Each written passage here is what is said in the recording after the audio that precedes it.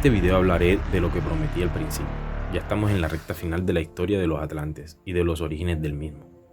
Al culminar esta narración vamos ya a adentrarnos en las especificaciones de los grupos sanguíneos.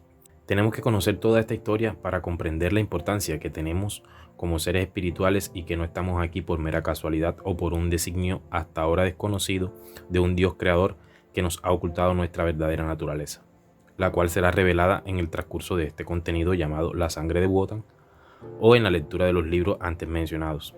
En síntesis, comprenderemos que el espíritu es existencia real mientras la vida es un estado de ilusión. Entonces continuemos con nuestra historia para llegar al origen de la tan enigmática sangre de los dioses. Recordemos que esta historia es una historia mística y esotérica y se debe escuchar con el espíritu. Entonces empecemos. Los atlantes blancos afirmaban que su avance continental estaba guiado directamente por un gran jefe blanco, al que llamaban Nabután. Ese jefe al que solo ellos veían y por el que expresaban un profundo respeto y veneración, tenía fama de haber sido quien reveló a los mismos atlantes blancos el signo del origen. Naturalmente, el signo del origen sería incomunicable, puesto que solo puede ser visto por quien posee previamente en su sangre el símbolo del origen. La piedra de Venus, el espejo de la sangre pura, permitía justamente obtener afuera un reflejo del símbolo del origen.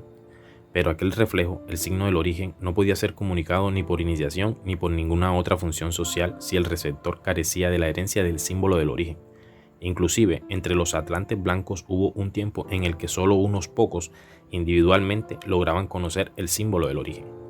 La dificultad estribaba en la imposibilidad de establecer una correspondencia entre lo increado y lo creado.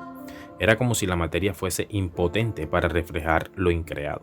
De hecho, las piedras de Venus habían sido modificadas estructuralmente por los dioses liberadores para que cumpliesen su función, con el propósito de resolver este problema y de dotar a su raza de la más alta sabiduría, mayor aún que la sabiduría lítica conocida por ellos. Nabután había descendido al infierno, por lo menos eso era lo que contaban los atlantes blancos. Aquí luchó contra las potencias de la materia, pero no consiguió obligarlas a reflejar el símbolo del origen para que fuese visto por todos los miembros de su raza. Al parecer fue Freya, su divina esposa, quien resolvió el problema. Pudo expresar el signo del origen mediante la danza. Todos los movimientos de la danza proceden del movimiento de las aves, de sus arquetipos. El descubrimiento de Freya permitió a Nabután comprender el signo de origen con la lengua de los pájaros y expresarlo del mismo modo. Mas no era esta una lengua compuesta por sonidos ni por movimientos significativos que realizaban ciertas aves en conjunto, especialmente las aves zancudas, como la garza y la grulla, y las aves gallináceas, como la perdiz, el pavo o el faisán.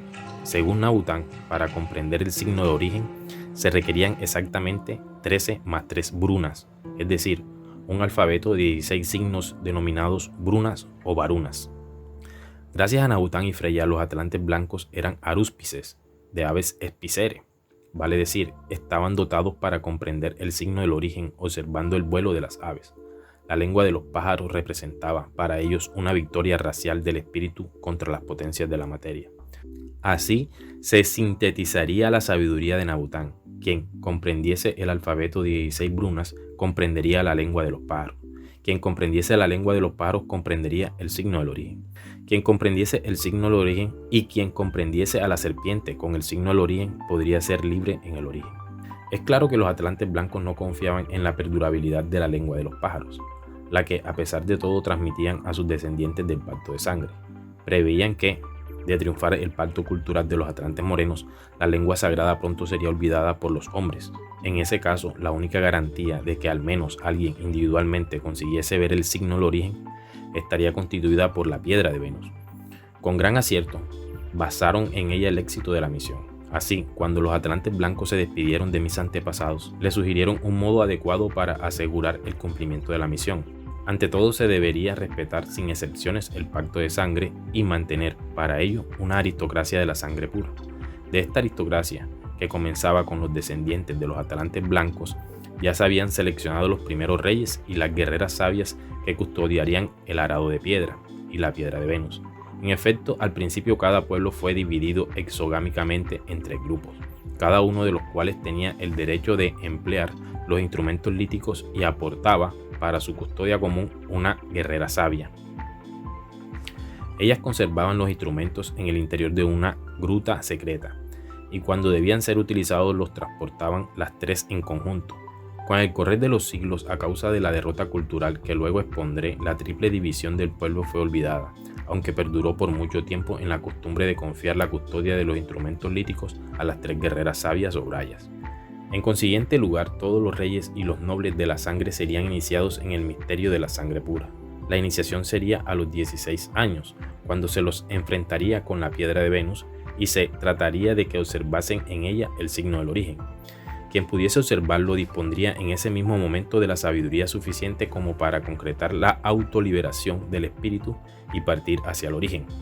Mas, si el guerrero sabio era un rey o un héroe que deseaba posponer su propia libertad espiritual en procura de la liberación de la raza, dos serían los pasos a seguir.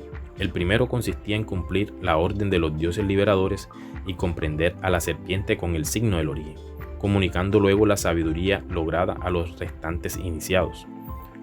Una vez visto el signo del origen, el segundo paso del iniciado exigía no apartar la atención de la piedra de Venus, porque en ella, sobre su concavidad, algún día se vería la señal lítica de Cátagar. Esto es, una imagen que señalaría el camino hacia la ciudad de los dioses liberadores. Este principio daría lugar a una secreta institución entre los íberos, de la cual hablaré mucho posteriormente, la de los noyos y las brayas, cuerpo de iniciados consagrados a custodiar en todo tiempo y lugar a la piedra de Venus y a guardar la manifestación del símbolo del origen. Así fue como a los descendientes o aliados de los atlantes blancos que ejecutaban el primer paso en la comprensión de la serpiente y la representaban ora con la forma real del reptil, ora abstractamente con la forma de la espiral, se los tomó universalmente por adoradores de los ofidios. Tal confusión fue empleada malignamente para adjudicar a los guerreros sabios toda suerte de actos e intenciones tenebrosas.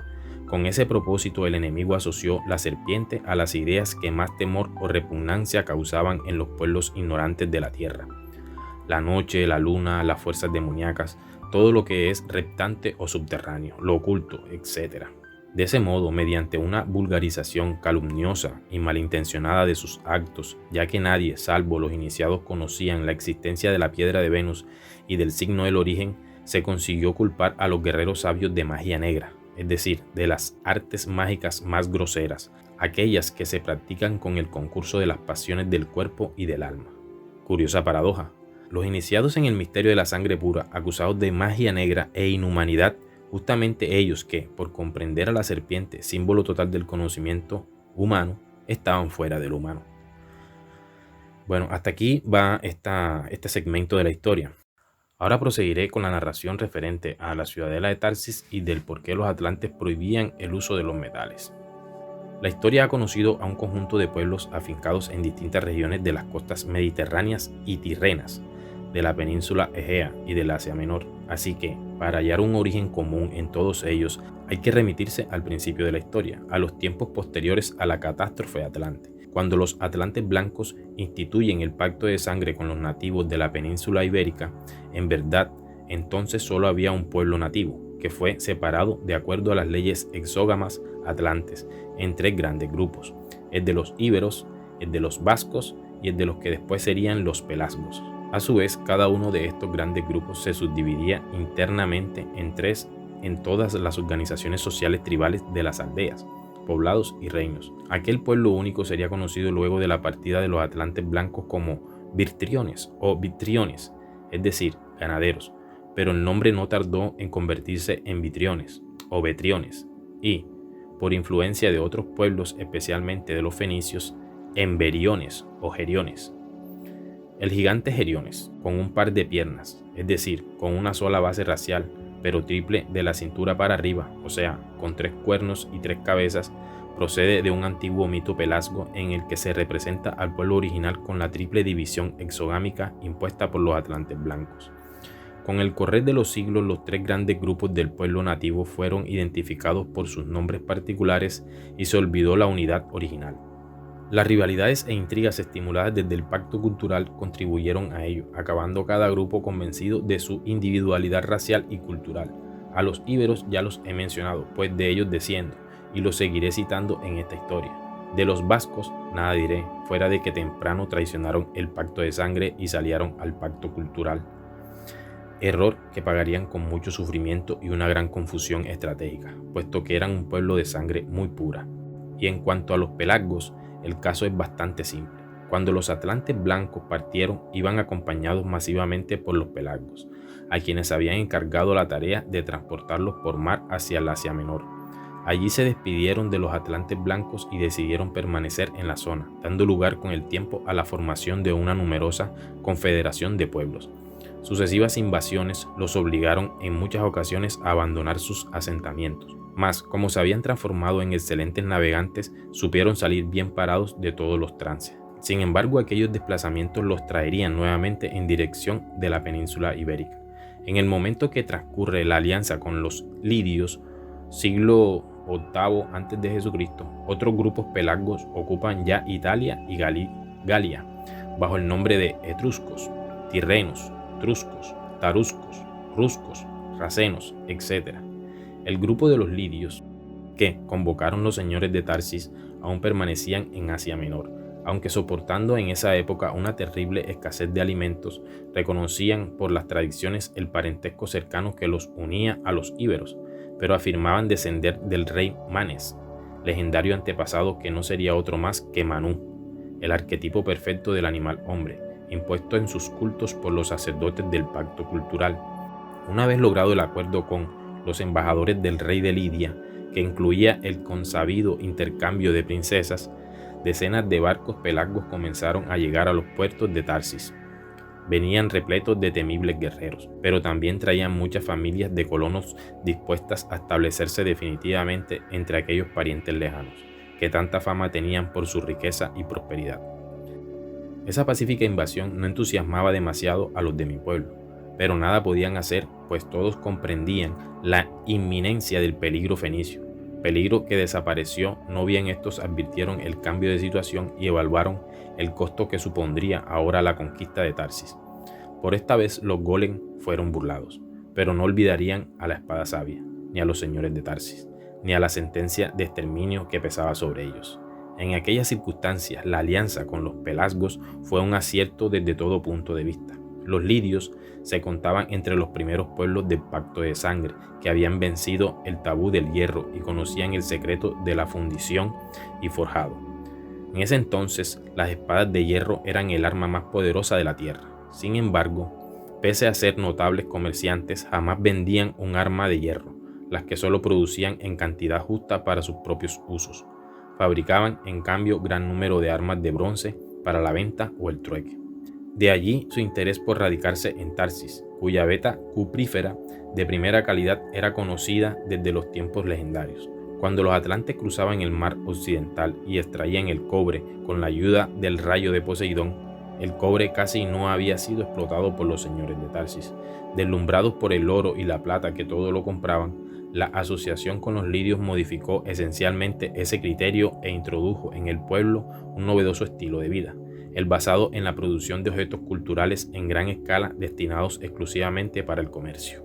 Una disuasiva muralla de piedra se levantó en torno de la antiquísima ciudadela de Tarsis, que los pelasgos denominaban Tartesos, y terminó dando nombre al país, con un perímetro que abarcaba ahora un área 4 o 5 veces superior. La vieja ciudadela se había transformado en un enorme mercado y en los nuevos espacios fortificados los talleres y fábricas surgían día a día. Telas, vestidos, calzados, utensilios, cacharros, muebles, objetos de oro, plata, cobre y bronce. Prácticamente no existía mercancía que no se pudiese comprar en Tartesos, y salvo el estaño, imprescindible para la industria del bronce, que se iba a buscar a Albión. Todo, hasta los alimentos, se producían en Tartesos. Evidentemente, por influencia del pacto cultural, la alianza entre mi pueblo y los lidios culminó en una explosión civilizadora. Muy pronto el antiguo señorío de Tarsis se convirtió en el reino Tartéside y en pocos siglos se expandió por toda Andalucía. Los tartesios fundaron entonces importantes ciudades, tales como Menace, hoy llamada Torre del Mar, o Masita, a la que los usurpadores cartagineses rebautizaron Cartagena. Su flota llegó a ser tan poderosa como la fenicia y su comercio, altamente competitivo por la mejor calidad de los productos. Consiguió poner en grave peligro la economía de los hombres rojos, recién a partir del siglo IV a.C. a causa de la colonización griega y de la expansión de la colonia fenicia de Cartago. Declinó en algo la supremacía comercial y marítima mediterránea de los tartesios. Debo insistir en que el hecho de ser parientes cercanos facilitó enormemente la integración con los pelasgos. Ello se pudo comprobar especialmente en el caso del culto, donde casi no había diferencia entre los dos pueblos, pues los lidios adoraban también a la diosa del fuego, a la que conocían como Belilit. Con pocas palabras, para los lidios, Beleno era Bel y Belisana Belilit, también por provenir de una región donde el pacto cultural tenía mayor influencia. Presentaban algunas diferencias en la lengua y en el alfabeto sagrado, la antigua lengua pelasga que en mi pueblo aún se hablaba con bastante pureza. Ahora vayamos en retrospectiva para aclarar lo referente a los metales. Retomaremos un segmento de lo ya dicho. Recordemos y aclaremos entonces que los atlantes blancos provenían de la raza Cromañón, y aquí tenemos al incipiente tipo de sangre A con RH negativo, a quienes les fue encomendado un encargo cuyo cumplimiento demostraría su valor y les abriría las puertas de la sabiduría.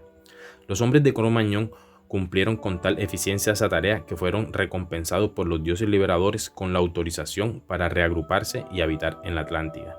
Allí adquirieron posteriormente el magisterio de la piedra y fueron conocidos como guardianes de la sabiduría lítica y hombres de piedra. Así, cuando digo que pertenecían a una casta de constructores guerreros, ha de entenderse constructores en piedra, guerreros sabios en la sabiduría lítica.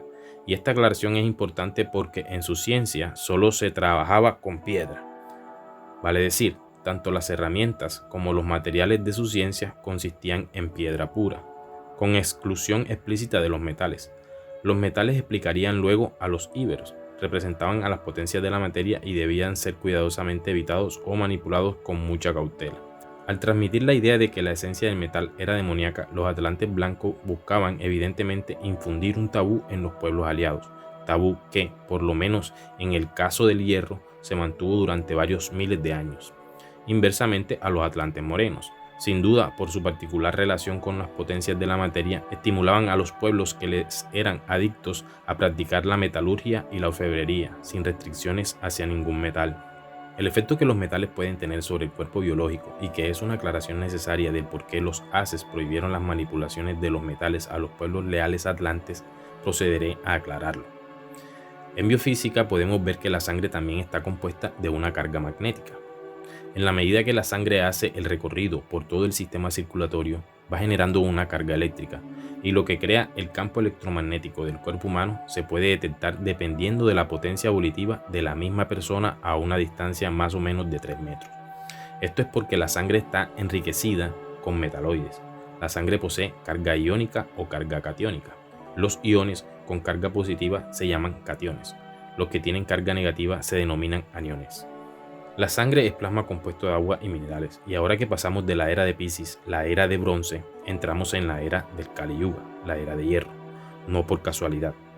La sangre comenzó a tener hierro y otros metales. Los minerales permiten irradiar mejor la conducción eléctrica del cuerpo, y la acidez que causan los metales pesados como el hierro, azufre, mercurio, aluminio, bario, etc., además de alimentos como la carne, que no son más que cadáveres de animales, materia descompuesta, y también sus derivados como la leche, los huevos, el queso, sumándole comestibles carbonatados como agua, gaseosas, harinas, comidas refinadas, artificiales procesadas.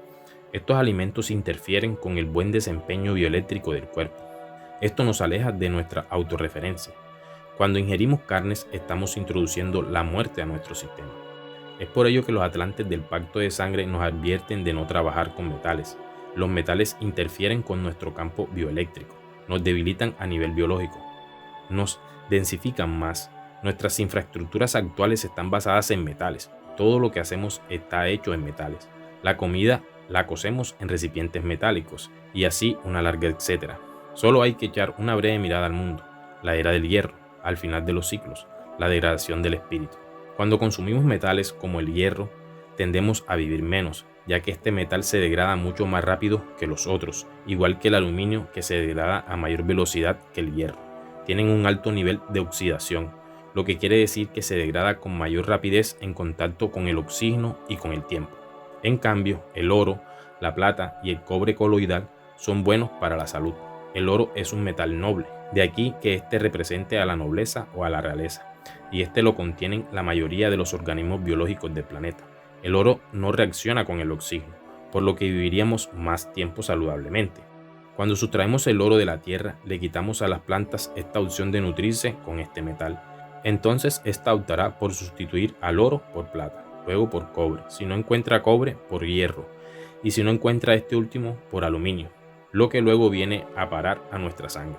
También el consumir alimentos como las harinas, carnes, cereales, legumbres, alcohol, vinagre, etc. le roban agua a las células. El color rojo de la sangre es debido a la oxidación del hierro en el agua salada de nuestro plasma vital y la vibración electromagnética del planeta.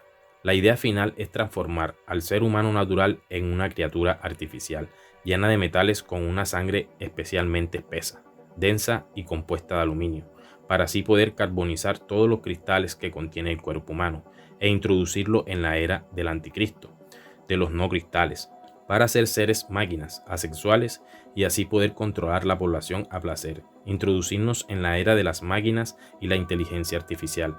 Entramos en el transhumanismo y el cine nos ha venido preparando durante mucho tiempo para ello. Ahora bien, el cuerpo humano crece y se desarrolla en ciclos de 7 y 8 años. Cada 7 años, todas las células del cuerpo se regeneran. Luego el cuerpo necesita un año más para estabilizarse, para iniciar el nuevo ciclo. Es una especie de transición. Debemos recordar que esto está vinculado directamente a los chakras, que son vórtices de energía vital que sostienen los diferentes cuerpos que conforman el cuerpo humano. En los chakras existen unos cristales que se sitúan entre los dos conos o vórtices en espiral de cada chakra, en el centro. Estos cristales funcionan como sellos que mantienen los campos morfogenéticos de cada conjunto de chakras encerrados en cada dimensión. También mantienen las partículas y las antipartículas que se encuentran en cada dimensión por separado, las unas de las otras. Como consecuencia de la frecuencia plasmática remitida por el canal evolutivo central, se produce una liberación y apertura de los sellos o puertas alfa-omega, que permiten la fusión de la dualidad partícula-antipartícula o dualidad de los opuestos, para permitir que la conciencia pueda migrar a otra dimensión, es decir, a otro chakra. En el proceso de crecimiento del ser humano, cada 7 años va migrando de conciencia, es lo que le decimos ir madurando, creciendo. Eso quiere decir que si haces una cuenta básica, tendrías en estos ciclos y en el conteo de los chakras el promedio vital del ser humano. El primer ciclo comienza a los 7 años, desde aquí se cuenta. El desarrollo del primer chakra le tomará 7 años. Esto quiere decir que a los 14 años el primer chakra ha logrado su desarrollo y es lo que ha formado al individuo hasta esa edad, guiándolo por su destino en el inicio del ciclo de su vida. Muchas personas desconocen que esto es así y que esto es lo que determina casi todo lo que hacen durante su existencia en este mundo. En síntesis, son estos cristales contenidos en los chakras a los que se quiere dañar. Ya que he explicado lo de la sangre, prosigamos con lo que veníamos diciendo de la casa de Tarsis. Luego, con el paso del tiempo, la resistencia de los pueblos leales al espíritu fue puesta a prueba. Fueron drenando su voluntad. Lentamente los atlantes del pacto cultural se fueron infiltrando en nuestra gente y comenzaron a mezclarse sus sangres. Lentamente, sin que se dieran cuenta, fueron degradando la sangre, traicionando generación tras generación el pacto de sangre. Fue así como los lograron corromper. Hoy en día, casi todas las razas contienen ancestros atlantes, incluso poseen la sangre liberadora de otro mundo. Podrían tener un remanente lejano, pero suficiente, aunque no sean del grupo RH negativo. Cabe aclarar que el RH negativo influye tanto biológica como espiritualmente, pero este tránsito de la sangre viene desde el espíritu hasta el microcosmo, modificándolo genéticamente, como sucedió al principio, y transmutándolo cuando ocurre el momento de la liberación. Cuanta más pureza de sangre posee el individuo portador de la mutación, más posibilidad de conexión con el espíritu tendrá. La pureza de sangre y su explicación se encuentra en los videos llamados La Mine, la sangre metafísica, la canción de amor y la autoiniciación. Pero ¿cómo sé yo que no soy RH negativo si tengo pureza de sangre? Esa pregunta puede ser respondida ampliamente en los videos de este canal que se llama Predisposición Gnóstica. Es así como los individuos portadores del tipo de sangre ARH negativo, A que viene de Ario, y es por esta razón que en el Tercer Reich se hacía tanta referencia a la pureza aria, a los hombres de espíritu despierto. El tipo de sangre 0 o O viene de original o cero, que viene a significar sin arquetipos individuales, solo gregarios, sin autonomía. Por eso es el animal hombre, porque no tiene individualidad. El cero significa eso, pura alma que anima. Luego aparece el tipo de sangre B, que viene a ser la sangre que surge en la Atlántida con los atlantes morenos, la sangre bastarda. Sin embargo, recordemos que las mujeres arias no engendran hijos del Pasú, ni de los bastardos atlantes morenos. El RH negativo procura mantener el pacto de sangre a nivel genético, regalo de los líderes de la Atlántida. Eso es lo que la medicina moderna hoy llama la enfermedad hemolítica del feto. Infortunadamente, a los avances de la ciencia ya es posible hacer que la mujer aria tenga sin problemas hijos contrarios al pacto de sangre. Sin embargo, el punto de fuga ocurría en el hombre. Serían los sucesores bastardos de esas mezclas los que engendrarían con las mujeres arias. Más tarde en la historia, esto fue un plan gestado con mucha paciencia. Más tarde sucedieron intervenciones de los atlantes traidores que vinieron a empeorar la condición ya precaria del pacto de sangre. Recordemos que el pueblo elegido de entre los atlantes morenos, los que hoy podríamos reconocer como Israel, el pueblo hebreo, los judíos, son los humanos más evolucionados de la tierra. Portan en sus venas la sangre más tóxica para el espíritu. Los diferentes tipos de sangre nos pueden conectar más con los arquetipos del demiurgo o con el espíritu. Por eso es que se habla tanto de la pureza de sangre, porque es a través de la sangre que se puede desencadenar o encadenar al espíritu. Por eso es que este tema es tan importante comprenderlo.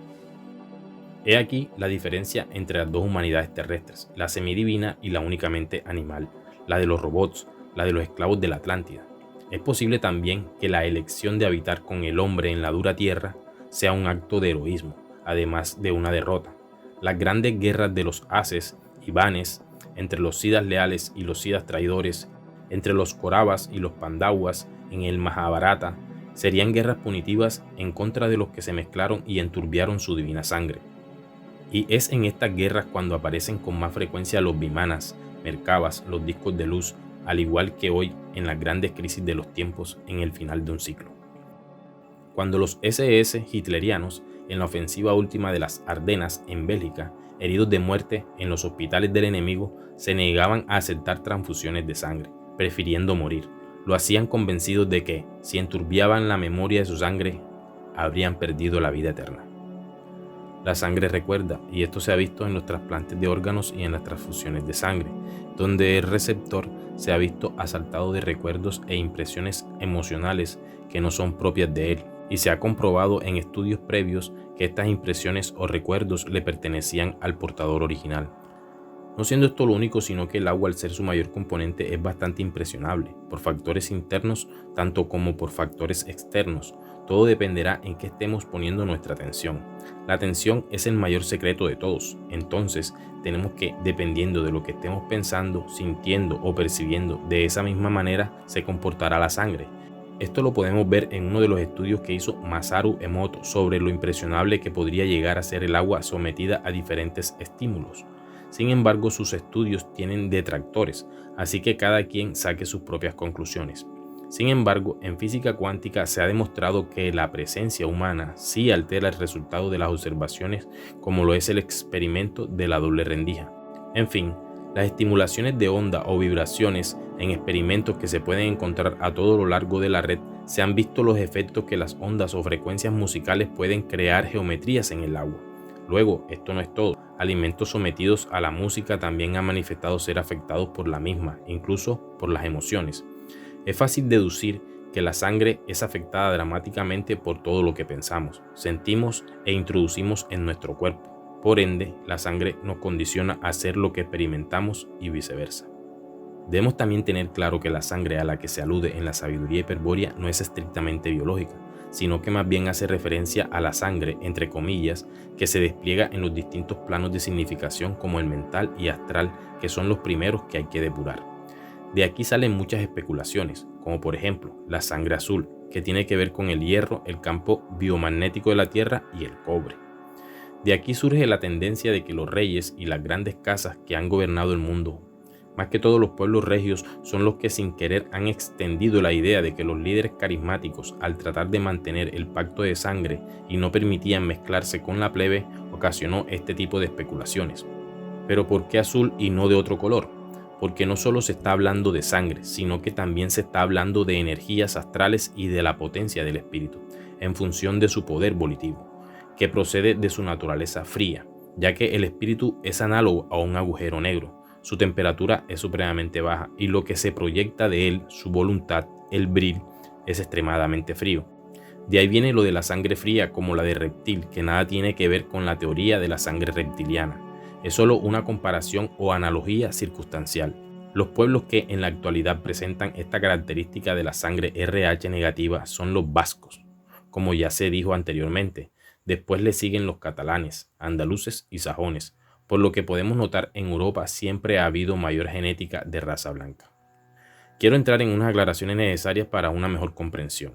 Como hemos podido darnos cuenta, en los videos aquí expuestos he hablado de la mine, que no es otra cosa que el recuerdo de la sangre, la memoria del origen perdido en el Virya. Pero no solo hace referencia a la sangre biológica, sino que también es un concepto mucho más metafísico, porque la sangre, siendo un plasma vital, se extiende más allá del cuerpo físico. Al igual que el cuerpo material que tiene un doble astral, la sangre también se desdobla, manifestándose no de la materia a lo sutil, sino que es todo lo contrario. Y es esta característica metafísica la que permite manifestar estas particularidades del Virya, ese efecto nostálgico insaciable de yo buscándose a sí mismo, a su origen perdido, a su patria del espíritu, a Hiperbórea, a su amor olvidado. Inversamente, cuanto menos pura es la sangre, es menos activo el recuerdo. Por ende, será la parte animal la que predomine en el Virya perdido. Ahora bien, lo que determina que un Virya sea un Virya, esté despierto o dormido, puro o impuro, es la existencia efectiva de un yo reflejo del espíritu increado que inconscientemente impulsa y potencia el proceso evolutivo del ánima microcósmica. Los Viryas pueden surgir de cualquiera de las distintas razas de la Tierra, y aunque podemos afirmar que son los Viryas quienes poseen espíritu, no podemos afirmar que por ello toda la raza sea espiritual. En la Guerra de la Atlántida, Viryas de las razas de piel amarilla y roja participaron en el bando del honor, la verdad y la lealtad, y fueron estos los que junto con la raza blanca participaron de las migraciones, incluyendo al Cromañón, quienes exterminaron al Neandertal. Varios miembros de estas tribus exhibían capacidades innatas de existir en su centro egoico, sin que hubiese sido necesario iniciar las razas en cruces con el tronco blanco. Poseían calidad de existencia como hombres y mujeres semidivinos, aunque primitivos, desde que se produjo el encadenamiento espiritual por la clave genética que engañase grandes cantidades de espíritus con la ilusión del origen, o séase, con el símbolo del origen, su punto de manifestación en el Virya. No solo la amplitud de los miembros pertenecientes al tronco de la raza indogermánica claman desde lo más profundo de sí mismo por la redención de la raza hiperbórea a la que ellos pertenecen. También miembros de la raza amarilla, roja, morena, judíos y sí, hasta parte de los sujetos cuya tez y gran parte de sus predecesores pertenecen a la raza negra tienen yo, y rastros de sangre noble que permitirían su transmutación espiritual. El animismo y sensualismo de la raza negra les determina pulsiones características de su tipo que genéticamente es la más cercana al pasú de los primeros días. La condición como anahata o chakra corazón terrestre que detentan los miembros de la raza hebrea les determina actitudes y pulsiones instintivas de su sangre elegida como representantes del demiurgo en la tierra, con todo el significado funcional que ello abarca en su esencia neandertalesca. También son las razas cuya actividad infinita entre sus miembros es ínfima en comparación con las otras razas y que puede que jamás se encuentren con alguno en vida. ¿Cómo pudieron miembros de estas cepas raciales adquirir herencia hiperbórea? Similar a la mutación de los primeros pasos de Sabiryas, mediante el mestizaje, el cruce entre hombres con reminiscencia y mujer pasú de esta raza y viceversa. Como tal mezcla no la pudo haber cometido un miembro orientado del pacto de sangre, es predecible que el número de nacidos con espíritu en estas razas sea aún más reducido por causa del coito con Viryas perdidos cuya sangre era impura, muy impura. Aclaramos, haber purificado su sangre previamente no aseguraba tampoco el desencadenamiento de una mirada del Bril, y mucho menos apoyo la reproducción de todas las razas hoy en día cuando las estrategias hiperbóreas colectivas y familiares de una línea sanguínea estrictamente cuidada no es fácil de hallar. Esto, claro, de ser posible que exista alguna. y en cuyo caso no admitirían ningún tipo de mezcla a menos que fuese estratégico para la prevalencia del más alto grado posible de la herencia sanguínea, como se llevó a cabo en el pacto de sangre entre atlantes blancos y las tribus asentadas en los sitios donde estos reparaban y continuaban, pero iban fundando castas guerreras y nobles con su aporte evolutivo para las descendencias mutuas y constituidas en estrategias de purificación, prevalencia, cuidado y liberación. Todo Virya tiene la posibilidad de purificar su sangre para aislar la mirada infinita de la estructura mental anímica. Esto se realiza mediante la oposición estratégica desde el espíritu hacia lo sustancial. Si bien todos los Viryas tienen mine y pueden llegar a sus manos la sabiduría hiperbórea, no todos escuchan la mine al grado requerido y no todos comprenden la sabiduría hiperbórea. Para que se entienda mejor este misterioso suceso, debemos afirmar que por falta evolutiva generacional esta clase de Viryas no tienen mine, no tienen memoria de sangre y carecen de estructuras aptas para atenderla, o tienen estructuras aptas para no atenderla. Por supuesto, esto no es definitivo. Lo único definitivo que puede negar la liberación es la fagocitación satánica. Al afirmar que no tienen memoria sanguínea, estoy afirmando que aquellos quienes su sangre no arde en hostilidad, ni arrebata su atención el material que revela las claves de la sabiduría, aquellos quienes los principios espirituales que todo Virya en férreo enfrentamiento esotérico luce en sí mismo y sus elecciones, significa que el grado de su sangre aún es tan impura que en esta vida, debido a sus obtusas actitudes estructurales, no podrían realizar el acto de guerra de la aislación y conquista del brillo. Muchos de ustedes podrán ver a su alrededor entre sus familiares a personas que no actúan como Viryas despiertos en el sentido ortodoxo y estratégico de la palabra, aunque quizás reconozcan algún principio ario en sus actitudes y cavilaciones, generalmente en lo definido como filosofía personal, pese a que ignoren la fragilidad plástica del universo y tampoco demuestren tener conocimiento del encadenamiento espiritual. Quizá noten entre la familia cercana y o ancestros la ascendencia de algún linaje hiperbóreo o de zona ocupada por linajes arios, como puede que ningún indicio les demuestre de dónde proviene la herencia de la sangre pura. Ello no sería mayor inconveniente si han comprendido, aceptado y convalidado con ustedes la gnosis. De cualquier modo, inconscientemente y de algún modo llevan a cabo trabajos de generación tras generación en la sangre familiar como un perfeccionamiento, una evolución beneficiosa para la germinación un día del germen de piedra fría en un miembro futuro y apto de su familia con el oído afinado. Vida tras vida, siglo tras siglo y ciclo tras ciclo se reducen así a una existencia, a una posibilidad definitiva de la aparición esperada de un redentor familiar que corresponda al trabajo de su sangre, que responda con honor al trabajo incansable e inconsciente que su línea familiar llevó a cabo y que hoy, esa misma mirada infinita, dotada de estructuras microcósmicas aptas, tiene la posibilidad más que nunca y más que otros de escuchar el llamado de guerra, de aplicar el arte bélico de la guerra esencial, de atender a la voz de la pureza, de comprender el lenguaje brúnico que lo acerque al símbolo del origen donde habita el yo, de comprender la sabiduría de los dioses antiguos para derrotar a la fuerza de la materia externa e internamente y escuchar el canto de amor en un salto indudable, alcanzando la gema que por milenios a su sangre guió hasta ella. La luz del Graal, los ojos de sí mismo y la mirada del amor infinito que guarda por su amado o amada y valeroso o valerosa pareja. Israel, el linaje más puro de la tierra, atraviesa los milenios y marcha hacia su futuro de gloria, mientras los imperios y los reinos se hunden en el polvo de la historia. Sin duda ha sido efectiva la reacción del demiurgo y poderosos han resultado los efectos de su piedra, la fuerza de su ley. Por eso cabe preguntarse, ¿qué es en realidad lo que Jehová demiurgo entrega a los hebreos como instrumento de poder y dominación universal? Lo repetiré sintéticamente. Las tablas de la ley contienen el secreto de las 22 voces que el demiurgo pronunció cuando ordenó la materia y por los cuales ha sido formado todo lo existente.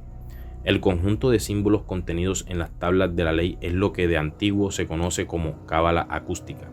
En la Atlántida, este conocimiento fue en principio patrimonio de otra raza sagrada, pero más adelante los guardianes del arte lítico, antepasados del Cro-Magnon y padres de la raza blanca, llegaron a dominarlo por completo. Las tablas de la ley son entonces la piedra que el demiurgo ha puesto en el mundo como soporte metafísico de la raza sagrada, a imitación del conjunto linaje hiperbóreo o del Graal.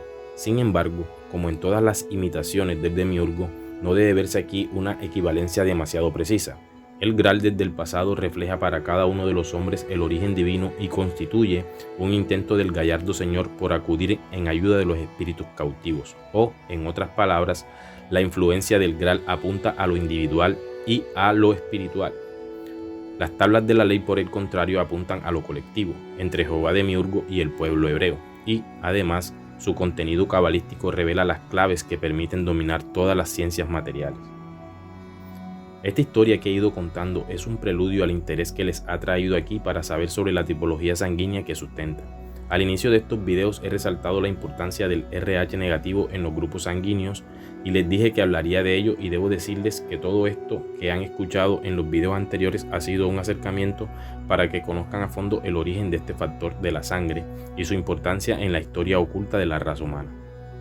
Debo insistir, rayando en lo reiterativo, que hay que adentrarse en las lecturas de los libros gnósticos, el misterio de Belicena Vilca y los fundamentos de la sabiduría hiperbórea, donde se encuentra gran parte de todo lo que he dicho y más.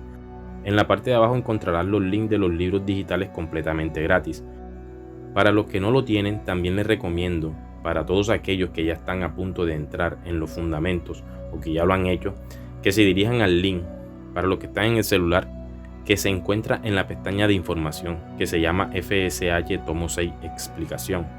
Y para los que están desde el PC, el link se encuentra en la parte superior derecha del banner o portada del canal. Este texto fue subido a la plataforma de Mega por un camarada que se tomó el trabajo de hacer unas aclaraciones muy importantes sobre las tergiversaciones que se encuentran al final del libro de los fundamentos de la sabiduría hiperbórea. A Michael, muchas gracias por haber hecho tan carismática labor y compartirla para los Virgas. Lo pueden seguir. En mi lista de canales recomendados está su canal, se llama Michael Filosofía y Gnosis Teórica. Podrás encontrar contenido de tu interés. De hecho, te recomiendo que le eches una mirada a los canales recomendados. Todos son guías gnósticas para los que están buscando la verdad del espíritu.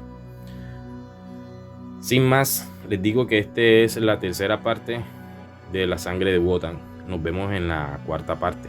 Ya estamos casi al final de este documental. Los espero en el próximo video.